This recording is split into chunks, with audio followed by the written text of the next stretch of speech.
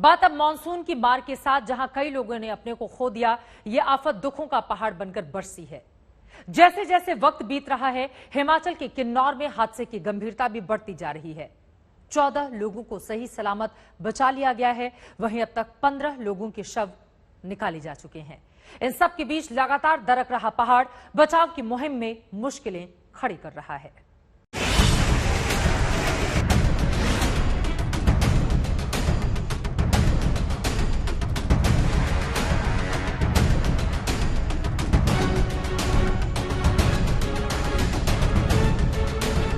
किन्नौर के चौरा और नेगुलसरी के बीच थाच नाला का ये वही खतरनाक मोड़ है जहां पहाड़ मौत बनकर बरसा था। 28 घंटे बाद इस खौफनाक इलाके में तबाही के निशान बाकी हैं। ड्रोन कैमरे की मदद से हादसे का शिकार हुए लोगों की तलाश जारी है। वहीं हाईवे को खोलकर कई घंटों से फंसी गाड़ियों को धीरे धीरे निकाला जा रहा है। ये जो मेरे पीछे ठीक आप स्पॉट देख रहे हैं, ये वो जगह है जहां पर ऊपर से पहाड़ का मलबा गिरा है और ये नेशनल हाईवे नंबर 5 है जो कि हिमाचल को चाइना बॉर्डर, रिकांगपिओ, लाहौल स्पीति से जोड़ता है और ये फिर आगे पूरा हाईवे शिमला होते हुए दिल्ली तक जाता है।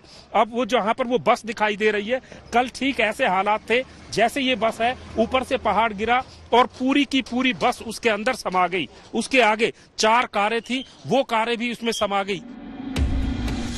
पहाड़ बार बार दरक रहा है और रेस्क्यू का काम खतरे से खाली नहीं। नीचे गहरी खाई है, सतलुज नदी उफान पर बह रही है, वहीं ऊपर से पहाड़ टूट टूट कर नीचे आ रहा है।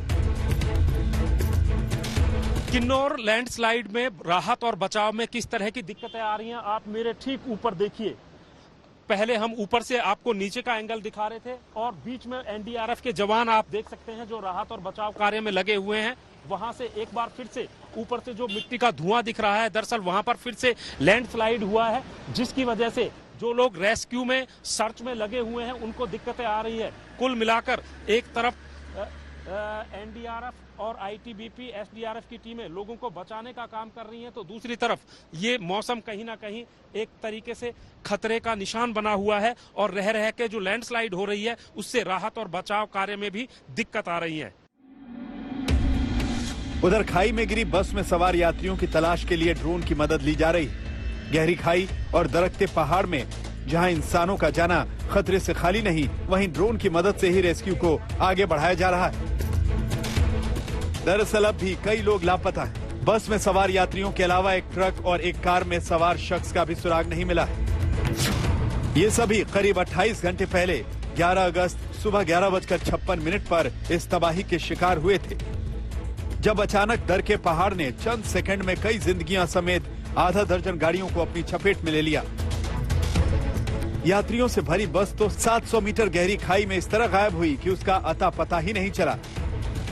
जहां से बस नीचे गिरी, वहां से नीचे देखने भर से ही इंसान सिहर उठता है।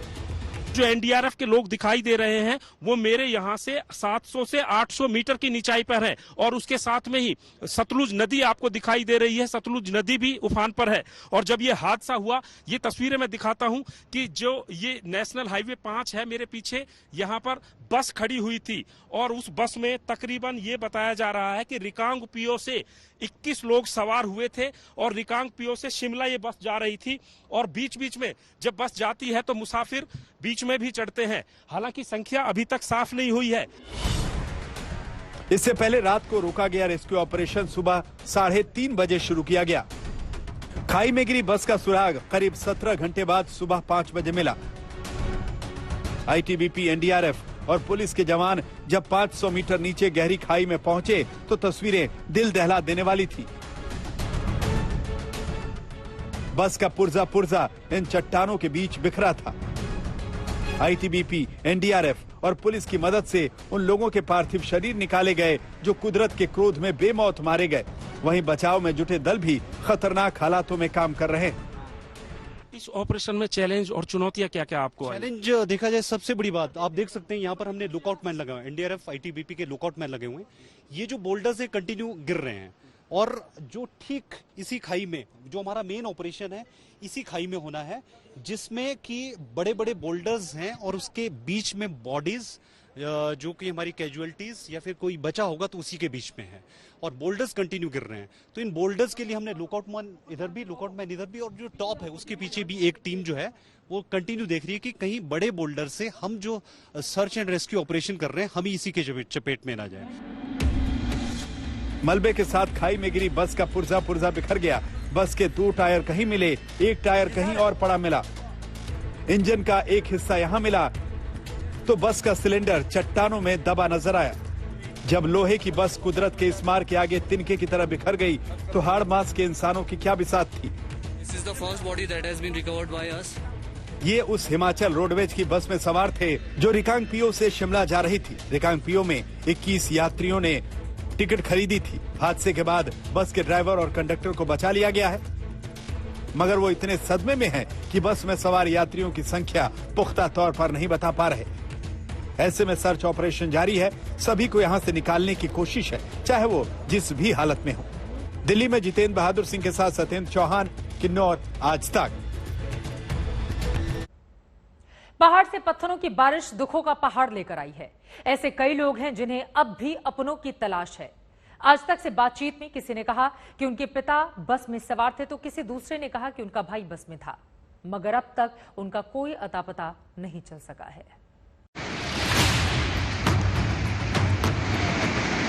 बस को बच गया, वो पत्थर और देखो। जिसने इस रेस्क्यू में ढिलाई बरती है उनके खिलाफ सख्त से सख्त कार्रवाई की जाए, एक्शन लिया जाए। सीएम साहब आएंगे, हम बात करेंगे उनसे।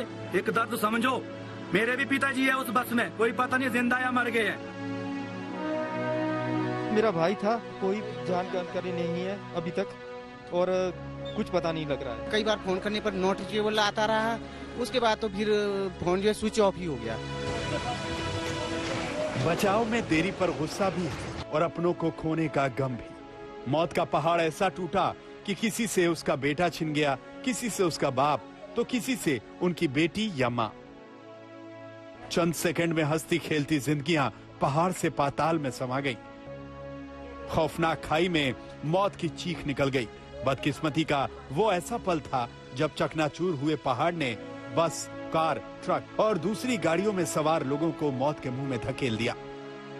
लगातार शवों को निकालने का काम जारी है, मगर अब भी ऐसे कई लोग हैं जिन्हें अपनों की तलाश है। मंगल सिंह का 29 साल का बेटा बस में सवार था जिसका कोई सुराग नहीं मिल पा रहा। यहाँ से जो है सुबह जो है भावनगर गया था, फिर भावनगर से जो वापिस घर चौरा आ रहा था। तो अभी तक कोई जानकारी नहीं मिली? जानकारी नहीं है जी।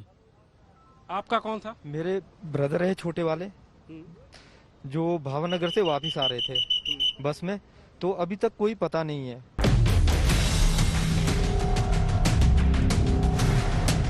मृतकों में ज्यादातर लोग आसपास के ही इलाके के हैं। कल जब हादसा हुआ उसके बाद मशीनों के समय से न पहुंचने के बाद लोगों का गुस्सा सामने आया। उनके मुताबिक रेस्क्यू ऑपरेशन में 6 घंटे की देरी हुई, जो कई लोगों की जान पर भारी पड़ी।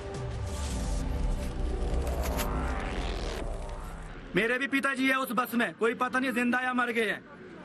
पता नहीं कितने घर के लोग, कितने रिश्तेदारों के लोग उसमें पड़े होंगे, दर्द से करा रहे होंगे, रो रहे होंगे बेचारे। वो बोलेंगे क्यों? अब वो तो बेचारे दुख में, चलो हमने तो थोड़ा हिम्मत रखी, थोड़ी हम तो बात कर रहे हैं, हम आवाज उठा रहे हैं। ये तो चीजें गलत है ना। एक तरफ लोगों की नाराजगी थी, मुख्यमंत्री का इंतजार था, तो मुख्यमंत्री जयराम ठाकुर करीब 24 घंटे बाद मौके पर पहुंचे। हादसे की जगह पर जाने के लिए उन्होंने शिमला से हेलीकॉप्टर में उड़ान भरी। बचाव अभियान की सबसे बड़ी विडंबना यह है कि मुख्यमंत्री को भी पता नहीं कि बस में कितने लोग सवार थे। ये मालूम पड़ा है कि बस जो है वो सड़क पर नहीं है और सड़क से नीचे गिरी है वो ढांक में, और कहाँ जैसे उसकी लोकेशन है उसको थोड़ा सा लोकेट कर रहे हैं, क्योंकि शायद वो मिट्टी के नीचे कहीं दबी पड़ी है। ऐसी सूरत में वो जो लोग बस में बैठे थे उनको रेस्क्यू के लिए पूरी टीम बहुत सुबह से चल पड़ी है। एनडीआरएफ की टीम भी वहाँ पर मौजूद है, आईटीबीपी की भी है, सीआईएसएफ की है, पुलिस के हमारे जवान वहाँ पर मौजूद हैं, स्थानीय लोग भी कोऑपरेट कर रहे हैं उसमें। और इस प्रकार से अभी तक 13 लोगों की दुखद मृत्यु हुई है, 13 लोग उसमें घायल हैं। कुल मिलाकर के अभी तक की स्थिति इस प्रकार से है। तत्कालीन सहायता के तौर पर हिमाचल सरकार ने मृतकों के परिजनों को 20-20 हजार रुपए और घायलों को 5-5 हजार रुपए की मदद दी है, मगर लगातार दरक रहे पहाड़ की वजह से तबाही की आशंका बनी हुई है। जान का खतरा बरकरार है। जीना है तो मौत के इस डगर से ही सफर करने की मजबूरी है। सत्येंद्र चौहान, किन्नौर, आज तक।